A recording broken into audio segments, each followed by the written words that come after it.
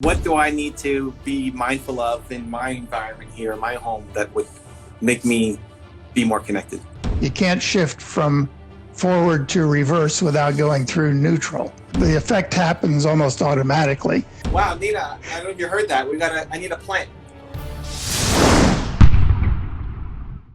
Ladies and gentlemen, Mr. Bill Hirsch in the house. He wrote a new book called The Well-Centered Home that I've been learning about, and I'm super excited by it. Now, here's the promise of the book. So it's thinking of your home in a spiritual way, which I'm already excited by. And then he says that your home can energize and recharge you. It can increase your mindfulness and help you feel at peace. That's the idea. One way to think of it is if you think about a place where you've been or you go to that makes you feel more comfortable, all of a sudden you get there, your blood pressure goes down, you feel more at peace, everything sort of slows down. That's exactly the same sort of feeling that your home can create in you. And that's what I term the well-centered home, one that sort of recharges you emotionally and puts you in that restful, more mindful state of mind. I love it. So I'm here. This is my home office, which now, thanks to COVID, I'm basically here all the time because there's no traveling and no speaking and nothing else happening. So I've been a huge fan of trying to organize my environment to make me believe in myself more and give me the energy and positivity. So I would love your opinion, your audit. I could show you quickly like what I've got going on here. How do I kind of self-assess if this is the pebbles, as you call it, the things that are causing anxiety versus the pearls, that the things that make us come alive? Like how do we take my office here and make it a case study for the people watching? The very first thing I think is critically important is to do some earth grounding. Okay. And earth grounding would be to get you a better connection with nature. Okay. So this could be done by improving a view out the window so that you take a peek out there once in a while and you remind yourself of your position on the earth. Okay. Wait, so okay, hold on. So look, this is how I'm standing. Now I'm standing on a trampoline. I'm not actually on the ground, if that makes a difference. But I heard you do that. Yeah. So this is my view. Right, so you can see here, I'm on the wellcenteredhome.com website. You can go check it out and see the books. And then beyond that, that's kind of the view outside. It looks out to some trees and skyline and everything else out there. So I stand like this, kind of looking out into this. This is my day-to-day living. So we're a fan of that. You want to be looking out into nature. Absolutely. Okay. It connects you. There have been medical studies that show that people recover from surgeries or illnesses faster if they have just a visual connection with nature. It could even be artwork. It doesn't actually have to be nature. And it's been a measurable difference, a measurable improvement for people to recover faster and put themselves in a better state of mind. So this is my setup that I put up, and I'm working in here, during my workday. But is there a conscious, you said, remembering or reminding yourself, like, is there a conscious effort that I have to put in as well on a daily basis? No, that's kind of the beauty of it, is that once you get things set up, that the effect happens almost automatically. It just occurs because you're interacting with what we architects call the built environment. And you can manipulate that environment any way that you please to make it be advantageous to you. Okay, so grounding. So I think I got that pretty well covered. I'm looking out the window, giant window, all the time, as long as it's, hopefully sunny outside. That's a good thing. That's a good thing. Although I don't always have the blinds open. I guess your advice would be always have it open and let the sun shine in. Well, a fair amount, unless it interferes with you being able to see your computer screens and things. Right. So my next question is, do you know what orientation that window is? Is it north, south, east, or west? Ooh, okay. So most people don't know the answer to this question off the top of their head. No, I should know. So this is west. So Okay, so if we look at my desk here, that direction is west. So I am looking southwest on a daily. My view is southwest. Okay, so you don't have the morning sun, right? No, I have the afternoon sun. Yeah. Okay, and that'll be a time you probably want to pull the shades. Sometimes a little bit. Right, and that's all right. That earth grounding does not have to be a full-time thing, but in people's homes, they often neglect that connection with outside. So they may have curtains that obscure a view. They could open them wider. They could put something out into their yard like a decorative planting that now they have a focal point to react to. And they would react to that on a subconscious basis. You don't have to walk by the window, look out, see the nice view and go, oh, this is making me feel better, but it's doing it anyway. So that's a kind of a key part of it. You mentioned the pebbles and pearls. Now, the pebbles are things that are disruptive of the energy in your home. Mm-hmm. They're things that are annoyances. And many times they're things that you've gotten very used to, and you don't even recognize them as annoyances anymore. But your inner self still sees that as an annoyance. The pearls would be additive things, special bonuses that you put in to make yourself happier, things that are delight for the eye, things that are just pleasing, things that connect you with other people. And that gets into a concept that I discussed called peopling. And peopling a space involves making it be a space for people and connected to people. Okay. And I'll give you an example of that. Have you ever noticed how people in general like things that are man-made, handmade, rather than things that are machine-made? Sure. You know, we sort of lean that way. And that doesn't really make any sense when you consider that the handmade item is going to be less perfectly made than the machine-made item. But we prefer the imperfect, more or the less perfect, let's say, item that's been handmade. And why is that? It's because we connect with the person who made it. We don't realize it, but there's a human connection there. You recognize that a hand touched it or that a person thought about it as they put it together. And that makes it more valuable for calming your psyche and making you be more mindful and self-aware. And as a result of that, you end up being happier. So the more items you can have like that in your home, not to excess, of course, but if you can choose items that have a connection to people, even people you've never met or people a long time ago, these tend to increase the level of happiness, and those become pearls. And that's all, again, not a conscious activity that you're doing to look at the object and try to connect with it. You're saying it just happens automatically. Right. Yeah, the conscious part would happen while you're deciding what to put where. Big part of centering your home is tuning yourself to that and getting what I call putting your antenna up so that you're seeing your home in a more kind of critical or analytical way than you might otherwise. And so during that process, you'd be making these decisions about what you could do or not do.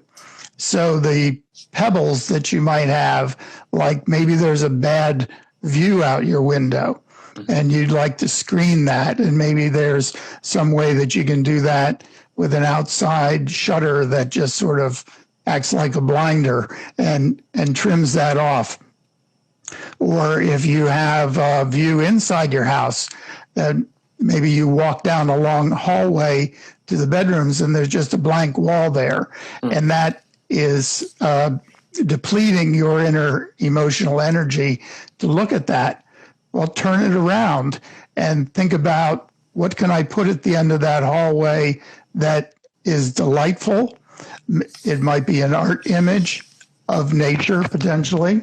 Right. And it might have a light on it so that your eye is drawn to it.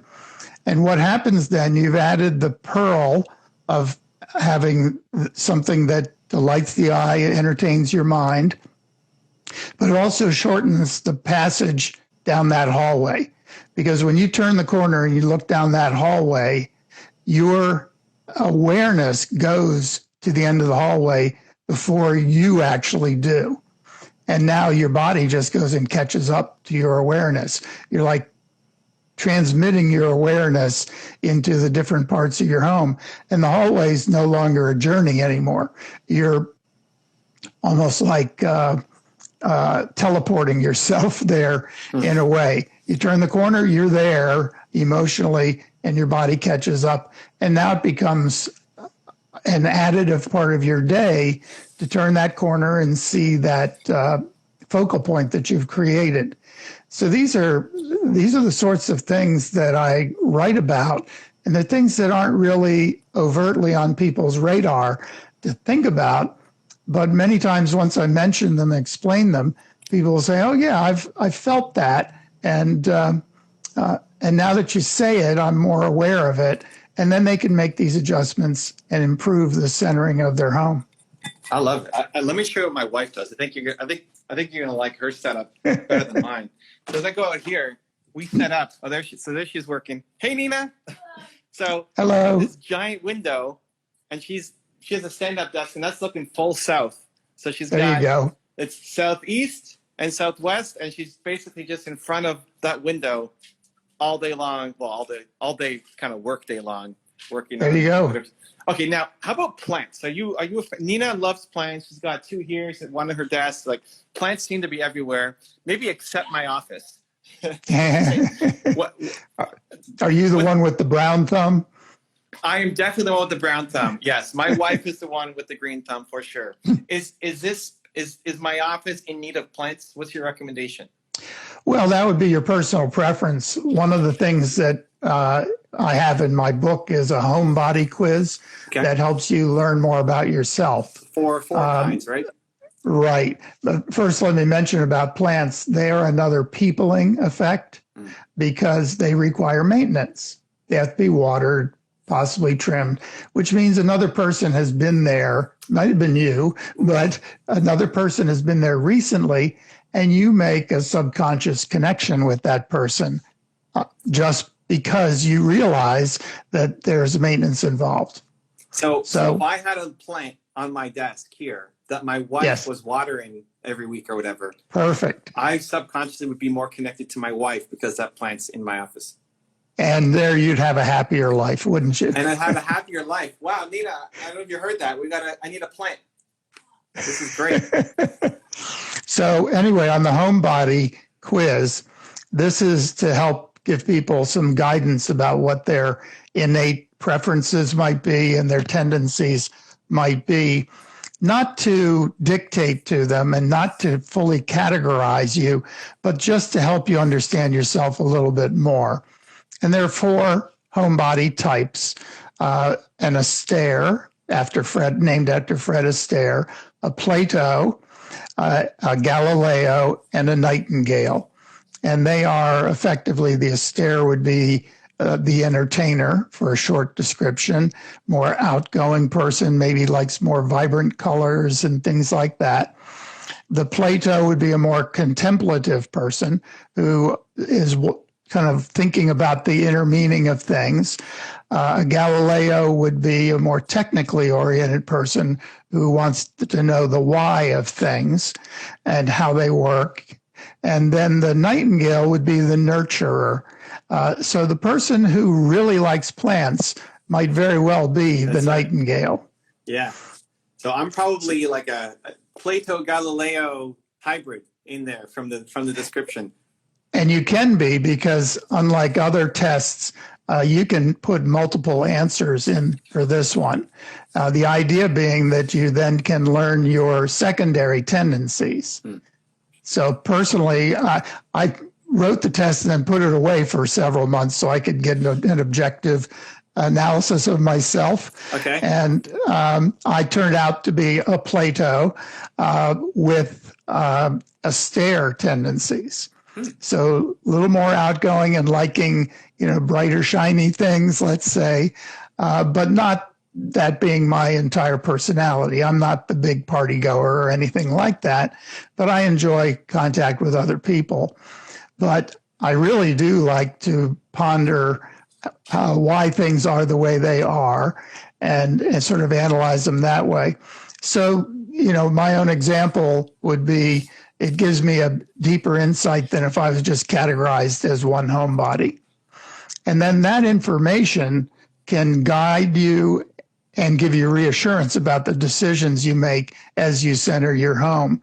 We even have sample color palettes for the personality types. So they would be, it's not the be all end all, you have to use these colors, but they send you in a direction where you say, all right, these colors would suit your homebody type. I have a friend who's a super interior designer and a real color genius, and she helped me put these together. So she's the most expert color person I know. So we thought we'd get people started that way instead of them walking in and having the 10,000 colors in front of them. This would give them a good direction, not just for paint, but for fabric colors and things like that. So it sounds like there are some things that are for everybody, like the grounding and the sun and getting exposure and just human-made objects. And then there Correct. are some things that are based off of your homebody type that might be a pearl for you or might be a pebble for you. Like the same thing might fall into different categories depending on your personality. Right. Like we're all going to get on the same highway, but then you pick your lane. Okay. And your lane might be a Galileo or might be a Plato, but you're allowed to change lanes too. Okay. If we role played with me, and let's say I'm a Plato with some Galileo tendencies, what do I need to be mindful of in my environment here, my home, that would make me be more connected? I would say that if you had a couple of objects that made you think about them, how they were made or what they do, and they were not necessarily technical ones, like, a clock with lots of gears might be more for the Galileo person, but a clock that was an interesting design and maybe it referenced the moon and the sun could be a nice feature to have in there that when you look at it, it kind of sets your mind to thinking about it and a little bit of contemplation. Okay. That sort of thing. Somebody in the live stream is asking, what about candles? What's the impact of candles? Well, candles are good. Candles, again, are a maintenance item and require somebody to light them. So it has the peopling effect of connecting you. And they also sort of tick away time, right? They don't last forever. So they have a definitive lifespan. And that puts you in synchronization with the time clock that's all around us, which is our day and night and the rotation of the earth. And the more you can synchronize yourself with the cycles and powers of nature, which candles certainly would, the happier your mind is. And that's what it's really all about. Again, it's not a matter of you sitting down and really pondering those things. It's all kind of happening to you subconsciously and makes you happier and lets you feel more calm. Another part of a candle is it does focus your attention. And that's always a good centering thing. And one other item that we didn't mention yet is security is a key part of being well-centered. And that doesn't mean that you're keeping the bad guys out, although that's always a good thing. Right. Security means that you're in your personal space. You could be sitting in a high back chair so that you were defining the space around yourself more closely rather than sitting in a chair out in the middle of an open room. You go into a restaurant, do you usually pick the table in the middle of the restaurant or do you pick a booth? Right. I'd be in a booth. Yeah, almost all of us do, unless you had trouble getting in and out of a booth. And why do we do that? Well, there's a defined space there that the table in the middle of the room doesn't have. And we react to it. We don't think about it, but we react to it. So you get in the booth, you're in your zone and your space and with your group. And these kinds of spaces can be defined within your home too by arrangements of furniture, small separations, even a screen like I have behind me, so you can't see the mess on my bookshelf back there. But let's suppose you had an apartment where you walked right in the door and now you were immediately in the living room. That's awkward because there's no transition space. But if you had a small screen there, so when you stepped in, you weren't quite all the way in the room, and then you stepped one more step beyond that, so you were out of your little foyer you've created. That is a more comfortable way to enter the space, and it gives your mind a chance to adjust to the spaces. It's kind of like you can't shift from forward to reverse without going through neutral, right? So or you strip all the gears.